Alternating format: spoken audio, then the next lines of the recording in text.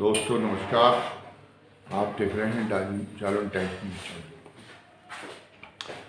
Channel. Lok Sabha चुनाव जैसे जैसे नज़दीक आता जा रहा है वैसे वैसे राजनीतिक पार्टियों की तैयारियों में तेजी आती जा रही है।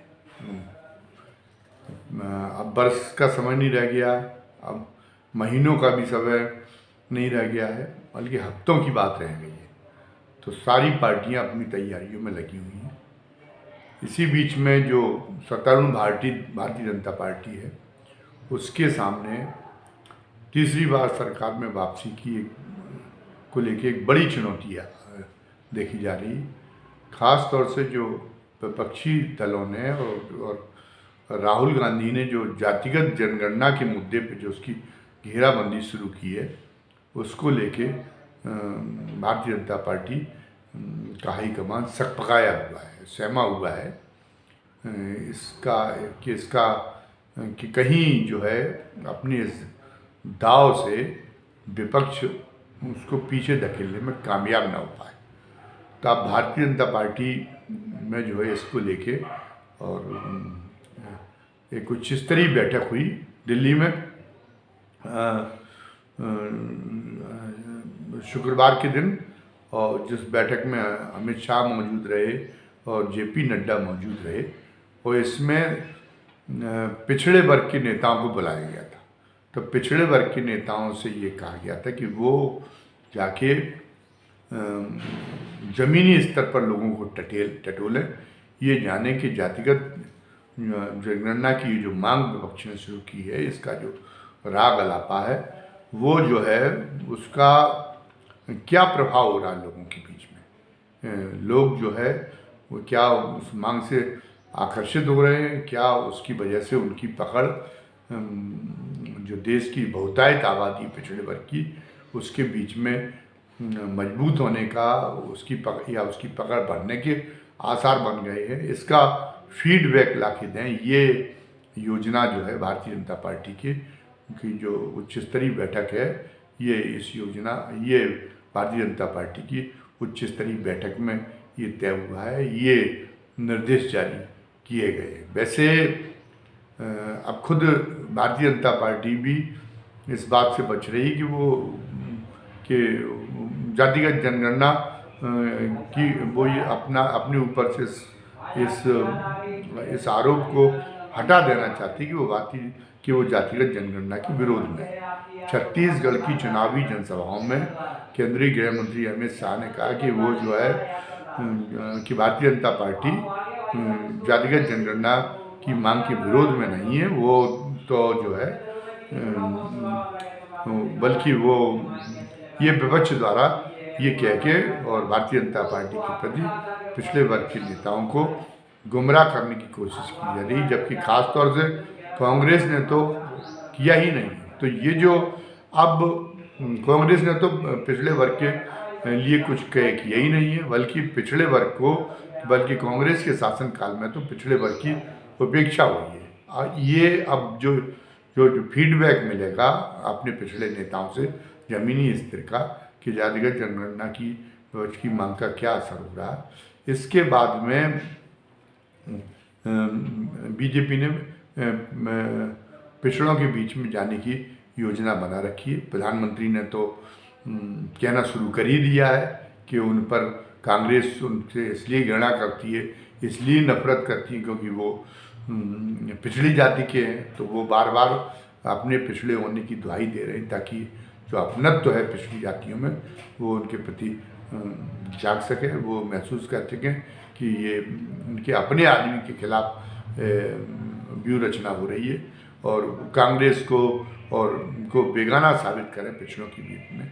और वो तमाम सारी जो कुछ पिछड़े वर्ग की कल्याण की और घोषणाएं भी कर सकते हैं। वो इस बात को लेके जा सकते हैं कि पिछड़े वर्ग की अगर ख्याल न होता भारतीय जनता पार्टी में तो राष्ट्रीय पिछड़ा वर्ग आयोग को पहली बार संवैधानिक दर्जा देने का काम भारतीय जनता पार्टी की सरकार ने किया है। नीट में जो पिछड़ों के लिए आरक्षण की व्यवस्था है उसको बहाल करने का काम किया है। तो ऐसे पिछड़ों के हित के लिए जितने काम हैं वो एक गिनाने की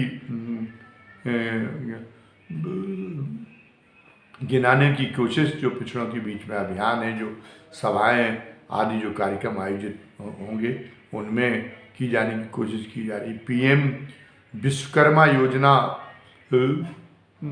का लाभ भी ज़्यादा से ज़्यादा लोगों को देने के लिए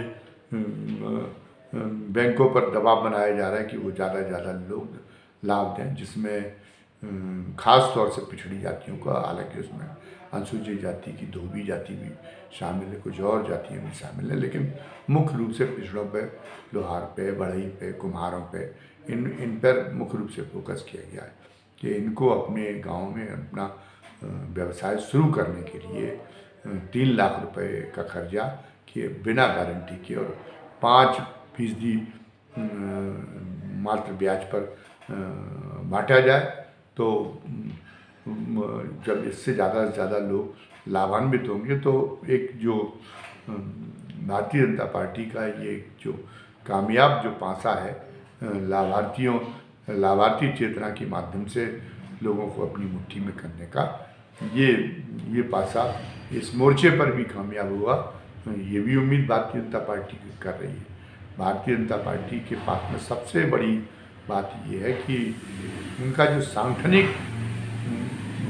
स्वरूप है वो बहुत ही सुदृढ़ है। हर जाति और हर वर्ग के बीच में एक जो मजबूत पैठ बनाने की उनके पास में योजना है। इस हर वर्ग के हर जाति के कार्यकर्ता उनके पास में जो है वो बूथ स्तर तक मौजूद हैं और वो कार्यकर्ता जो है अपनी बिरादरी को खींचकर भारतीय जनता पार्टी के साथ लाने के लिए बराबर प्रयत्नशील रहते हैं। उनको ऐसे कार्यक्रम दिए जाते हैं जिससे वो लगातार इस दिशा में सक्रिय बने रहें। और अब चुनाव को देखते हुए तो इस सक्रियता को युद्ध स्तर पर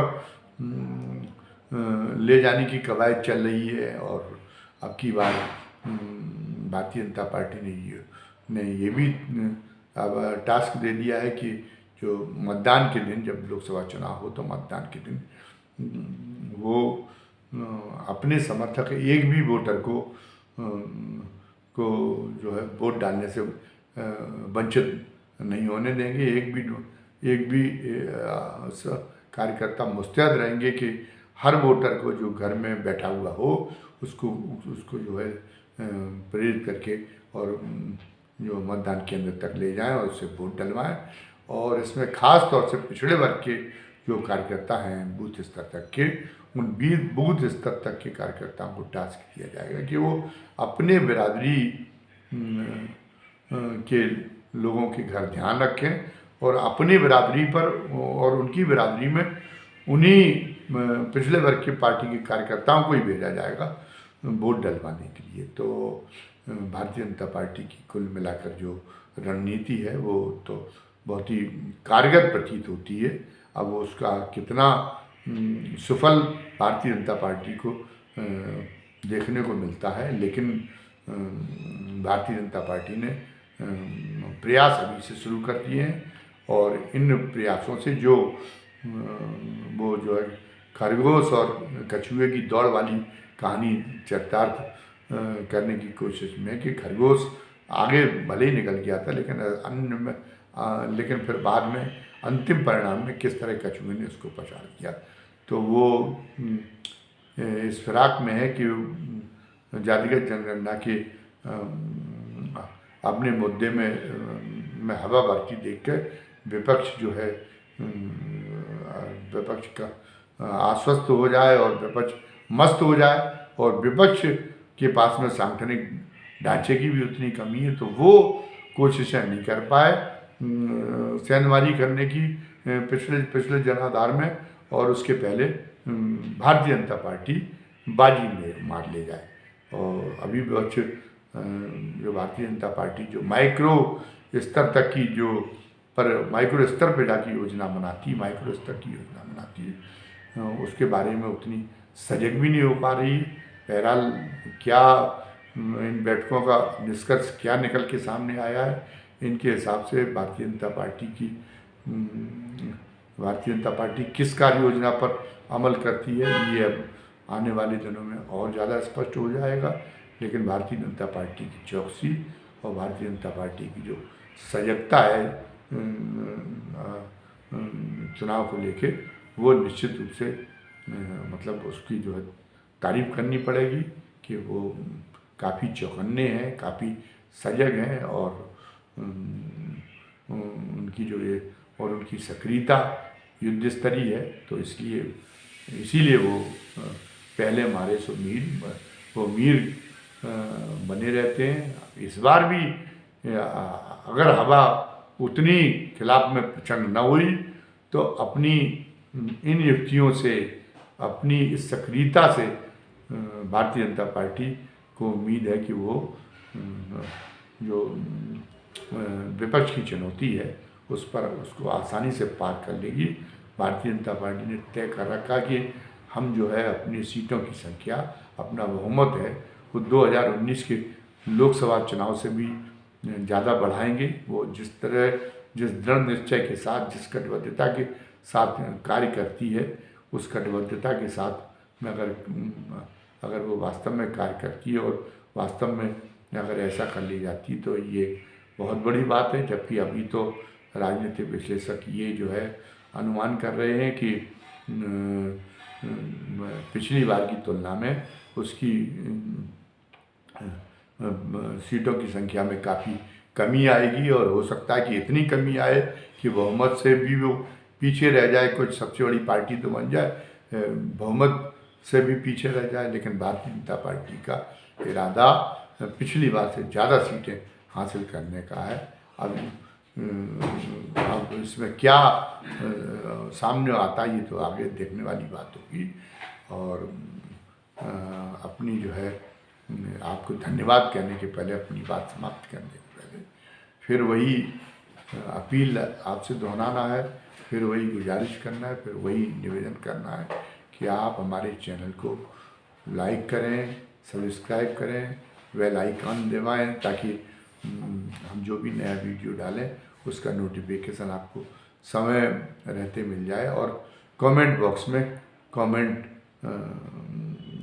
ज़रूर लिखें। हमारे द्वारा जिस मुद्दे पर चर्चा की गई उस मुद्दे पर लिखें। हमारी राय के, अगर हमारी राय से आप सहमत नहीं हैं या हमारी राय आपको गलत लग रही, हमारे विचार ठीक नहीं लग रहे, तो आप उसे भी लिखें। अगर आपको हमारे चैनल में अगर अच्छाई लगती तो आप चैनल की सराहना में लिखें। और यदि आप उसको कोई खामी नज़र आती है तो उस खामी के बारे में भी लिखें ताकि हम उस कमी को दूर कर सकें। आपके इस लिखने से, आपके लाइक करने से हमें नया उत्साह मिलेगा, हमारा जोश बढ़ेगा, हमारी हौसला अफजाई होगी। तो आपसे यही गुजारिश है कि आप सब्सक्राइब करें और आप लाइक करें। धन्यवाद। जय हिंद, जय भारत।